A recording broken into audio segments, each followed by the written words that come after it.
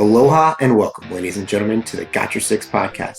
This six-question podcast brings together high performers to share their methods, strategies, and ideas, delivered in an informative and, most importantly, actionable way that'll help you lead yourself and those around you from the battlefield to the boardroom.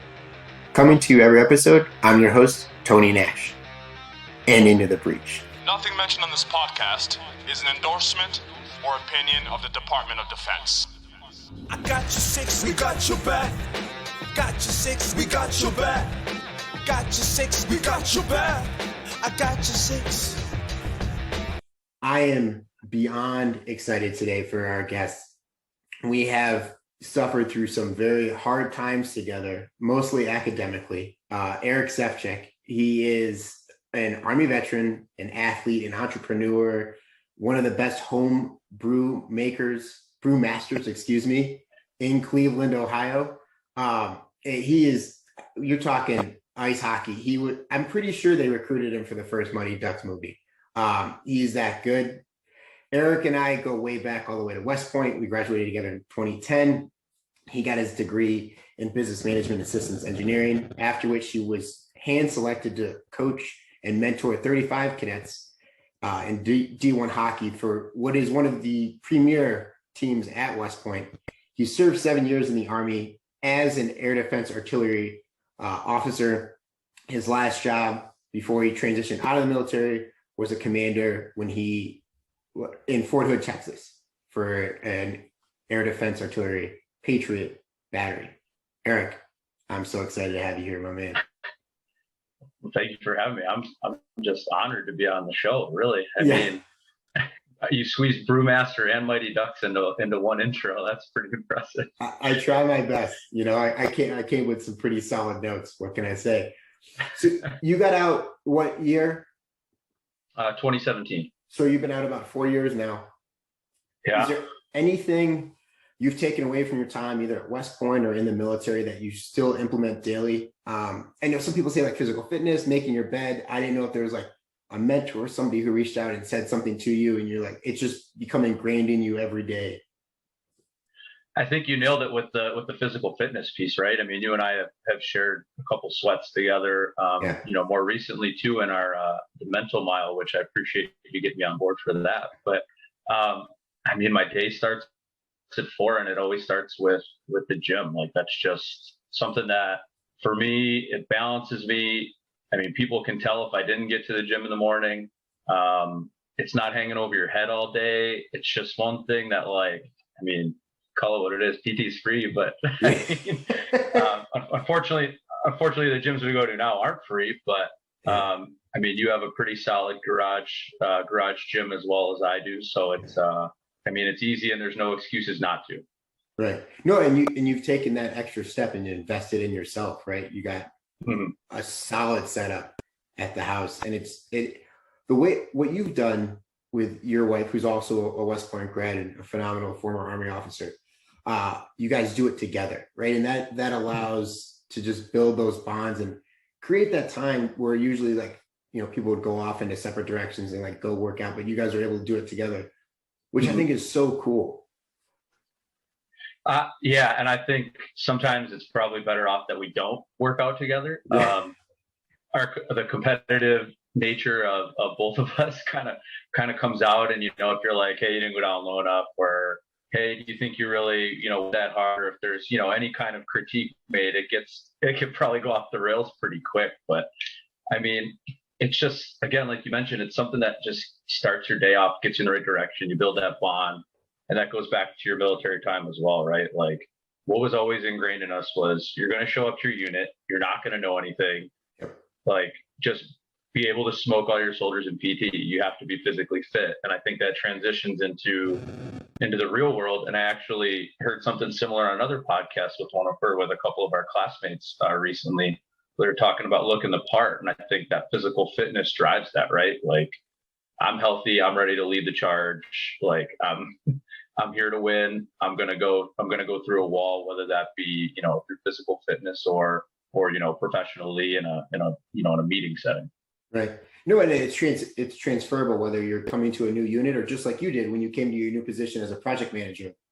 Like they don't expect you to like you don't have to pass a PT test, but if you show physically fit and mentally ready to be in the game, like they're going to just take you on and be ready. The team's going to be able to run with you. Well, yeah, your energy levels are higher though too. You're just able to go, right? There's just some people that hit that afternoon, or they get sluggish and they just can't keep up, or that, and that drains them mentally, and then they don't perform in their professional life. And I think that's something like yourself and, our wives, they don't have to deal with either, because they have the energy to just keep going. And I mean, that really drives the success factor there for sure. Yeah. And you talk about drive being a component of physical fitness. I completely agree with you.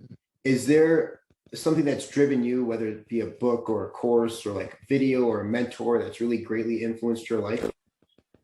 I mean, lots of mentors, lots of books. I think that's one thing that I've tried to do more of, is just continue to read and develop through that, and always try to take a little bit from books and, or newspapers or magazines or whatever, just something that pertains to kind of, what you're looking to get out of life next, or, maybe in reflection stages too. But I mean, we've talked about it too, Lead Yourself First from, I think it's Raymond Kethledge and Mike Irwin.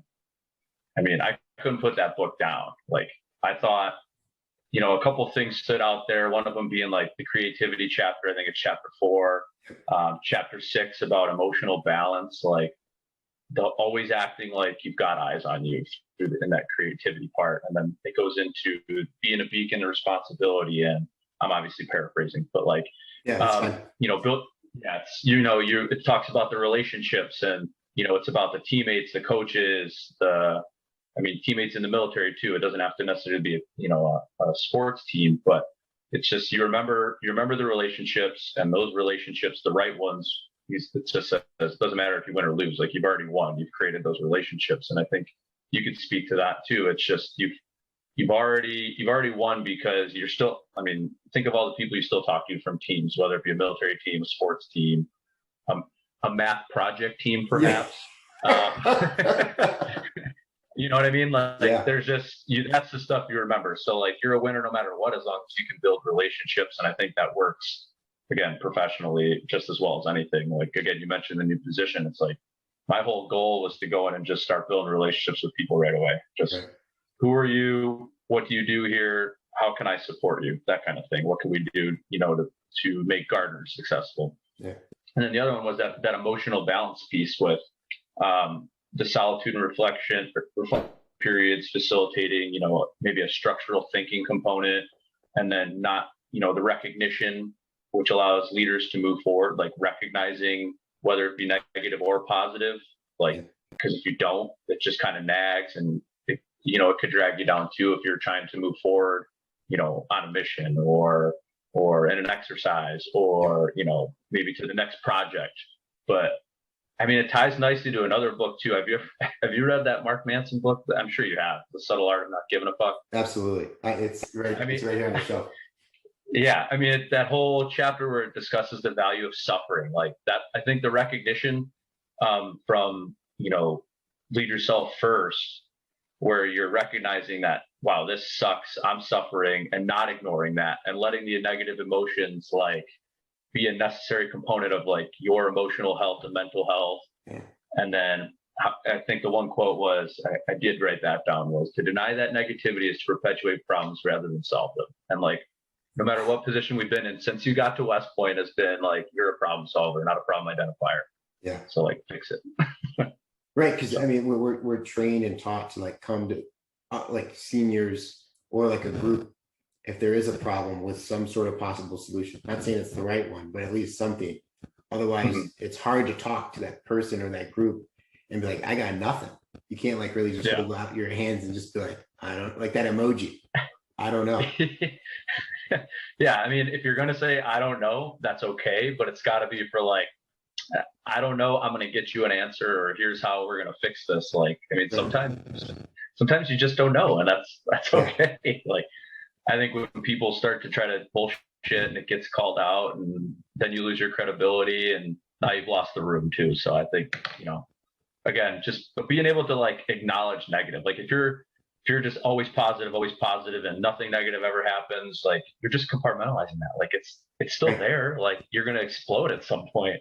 Yeah. And then people don't, it harms like people from trusting you, right? Because they don't know, like you said, when you're gonna blow.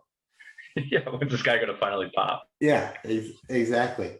So being out, for about 5 years, is there any like new belief or behavior or even a habit that you've picked up that has really improved your life or like changed it or like allowed you to kind of look at things differently? I think just trying to be like a more effective, active listener. So like what we're doing right now is great for me in this like journey to be a better active listener. Cause I find myself drift in a touch, but like, I mean, I'll use you for an example. You're probably one of the like shining examples of being an active listener of anybody I've ever met. And I'll pump your tires this whole show. Don't worry. Not needed.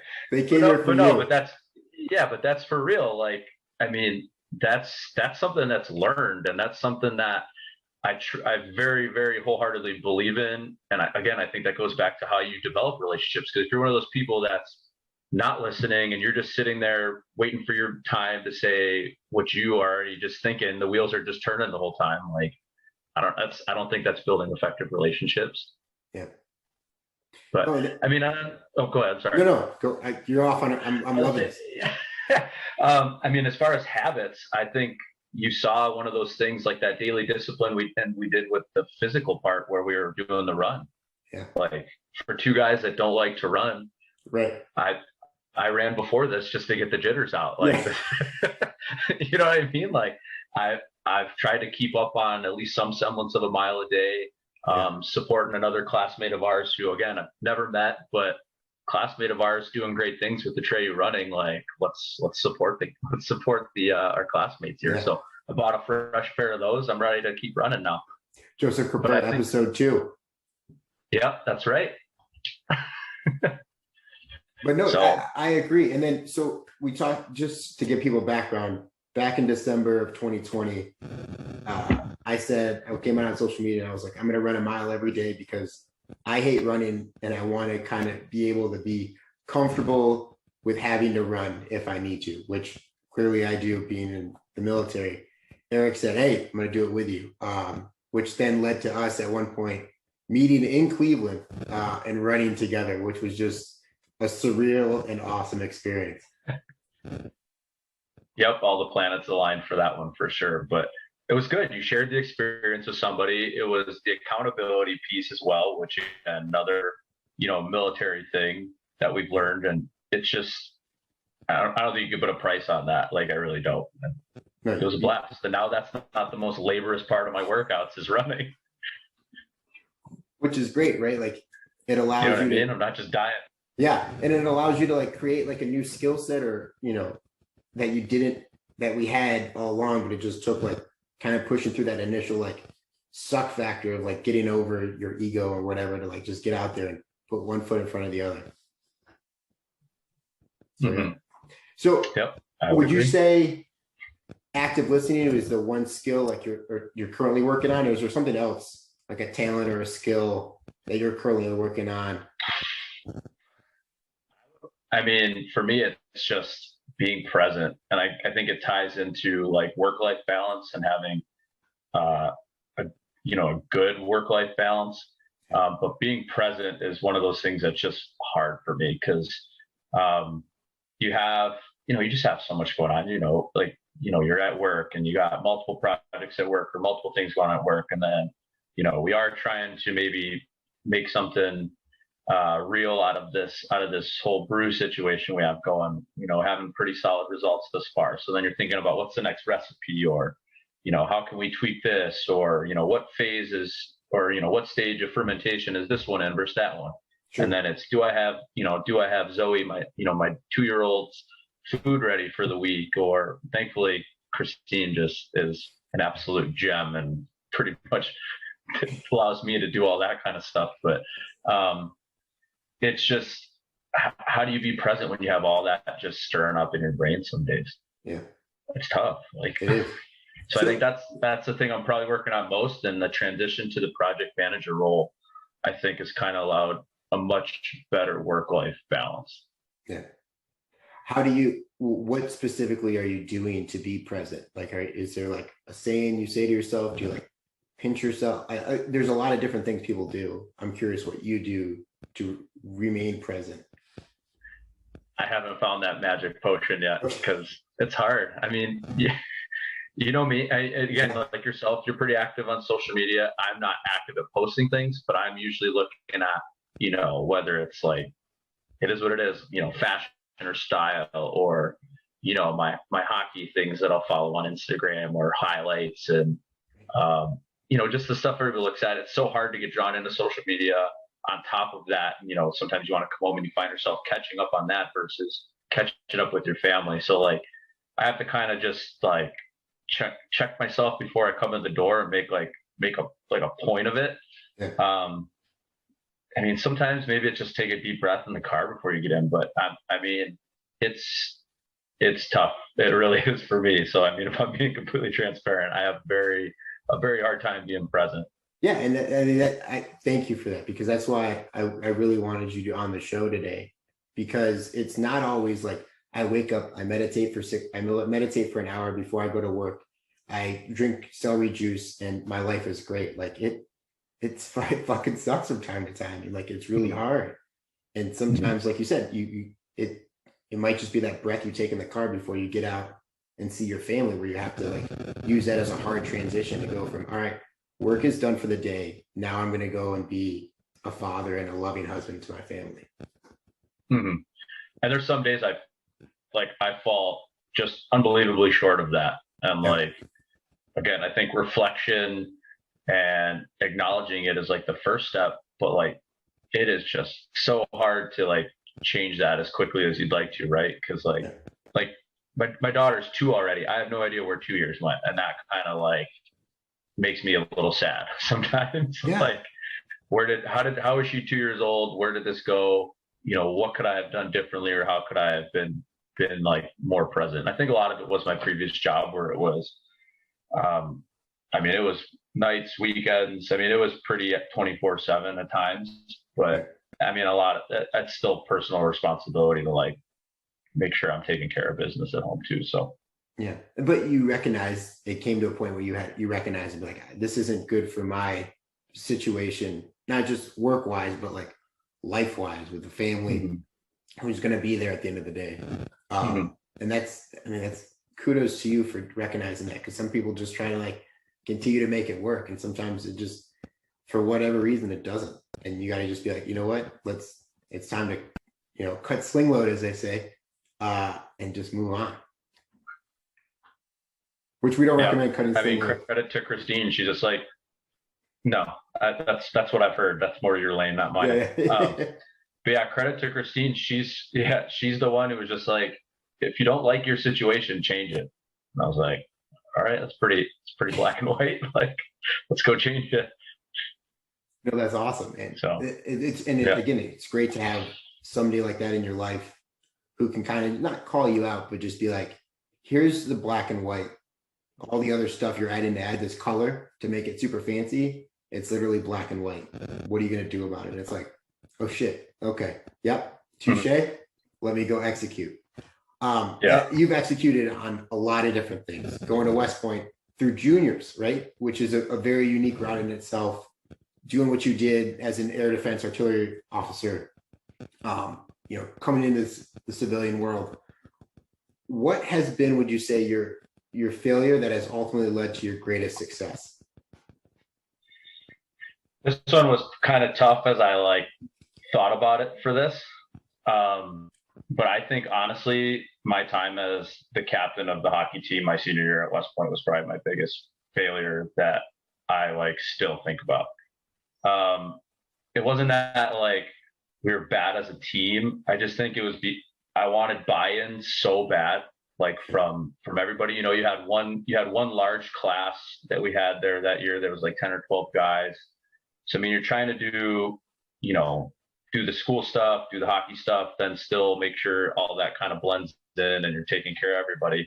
But it's just kind of like leadership immaturity, right? Like you want to achieve this buy-in so bad, it's our year as seniors. Like, you guys should just go with what we want to do.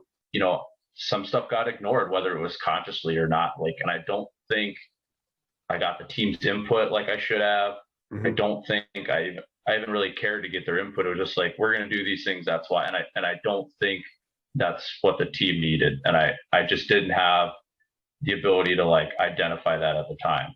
So, I mean, how that turned into a great success was like, thankfully I was able to then learn from this. And, when I got to platoon time and command time, I mean, I was much better prepared to get everybody on board and like rowing in the same direction, right? Like, to seek input to achieve ownership, and to give them the small tasks that kind of, whether it be naming the unit or your battery, right? Like, hey, you guys can pick it, or we'll take our top 5 and see what everybody wants to do. Like, something as simple as that, like that gets everybody on board. And then just, understanding like, hey, somebody might know how to do this better than me. Like, let me go ask them. Like, I don't know everything. And even at that time, like as a hockey player, as the senior captain, it was like, I probably in my head at the time thought I knew everything. And it's like, there might've been somebody that just had something better, but I didn't want to ask, or I didn't care to ask. Like, so, I mean, how to lean on all your subject matter experts, right? You seek out advice, you go and you do seek out those, opinions that might not align with your own. Like, I mean, I think that's the biggest thing, people that challenge you, which I don't think I wanted to be challenged at the time, but I think as you grow, you kind of learn that. I think it just, that poor, again, this is me personally, I don't know how other people perceive that, but like, I think that leadership failure then led to all the successes I had as, a platoon leader and a battery commander, for sure. Yeah, and as a leader in other aspects of life. And that's a very powerful thing, where you have to be vulnerable to ask those questions and recognize internally, like, I don't have those answers, right? And other people do. Yeah. So, absolutely. And like, I mean, yeah, I was just combative at the time too. I didn't want to be collaborative. It was like, like, this is my show. This is like, again, this is my team. We're doing it this way. It wasn't collaborative at whatsoever. It was like the complete opposite of what you're supposed to do as a good leader, right? Yeah, and I think you can ask anybody who has been a leader, has done it well, has to go through that point where they're a shitty leader and they try to just do it all themselves. And it's hey, this is my show. I'm the face of it. And it's like, no, the team is a team for a reason. So yeah, I know, I absolutely agree with you. Yeah. It's tough, right? Because you're surrounded by like a lot of good leaders and like good captains before that, and it's just like, why can't I figure this out at the time? Like, why did it take me that extra, year to figure it out, or 2 years to figure it out? Like figure it out. Yeah. And that's the thing, right? Like, when you stop trying to figure it out, like, that's when it starts to click. And you just kind of be like, all right, how do we make this work? And it just, you slowly and surely. We talked a lot about, work-life balance, failures, while being the hockey captain, going through your military career, and here you are, father, looking with a lot of opportunity on the horizon, in many different aspects. What makes you better than yesterday? I think my ability now to reflect, and like reflect often. Now, regardless if I actually make actionable change on that, that's a different story, as we just discussed. But I mean, before, I wouldn't even think about it. I would just keep going. Like, now, like, I don't think I think about it to the point where I'm like paralyzed and I can't go any further. But it's definitely, I mean, you mentioned meditation. I'm not a huge meditation guy, but I mean, it could just be 10 minutes. Like, hey, let me think about how I just interacted with this individual. Like, I had that a lot in my operations role when I was at that manufacturing facility prior to moving on to Gardner. It was, I had some pretty poor interactions where I thought, I could have handled it differently. And, you always my thing was, all right, I'd go take some time, and I'd always circle back with the guy, be like, hey, I didn't like how this conversation ended, or I didn't like, what resolution we came to or reached. Like, we need to revisit this. Are you in the frame of mind to have an additional discussion? But I mean, that's just one example. But I mean, I think it's for anything in life. I think the ability to reflect now is probably the biggest thing that makes me better than yesterday. No, and that's awesome, man.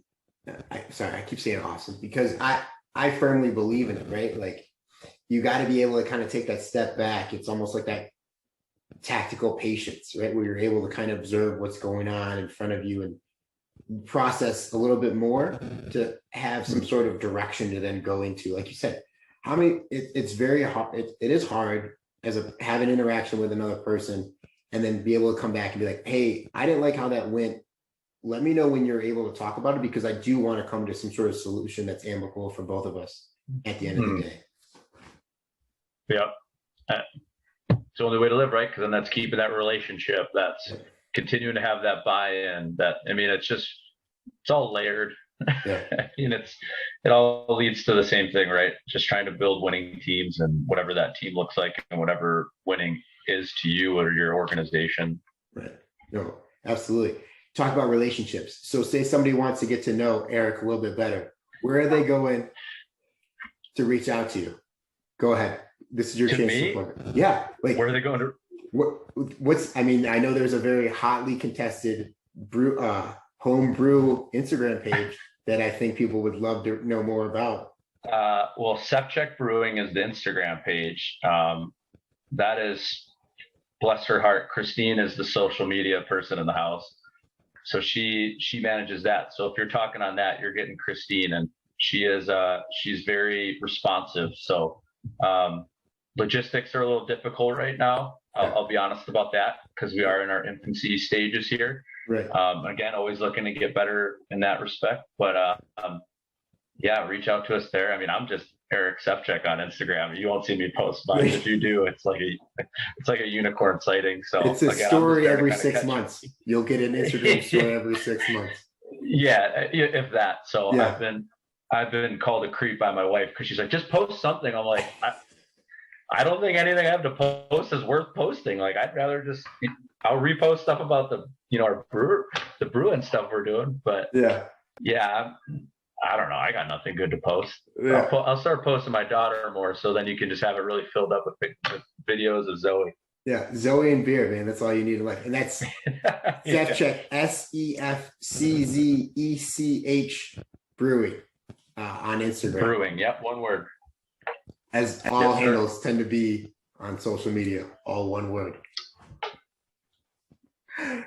Eric, thank you for your time. Letting us dive deep into your story, which I am just honored to be able to share with other people. And lastly, thank you for having our six. I appreciate you having me. It's been an honor, Tony. Thanks, brother.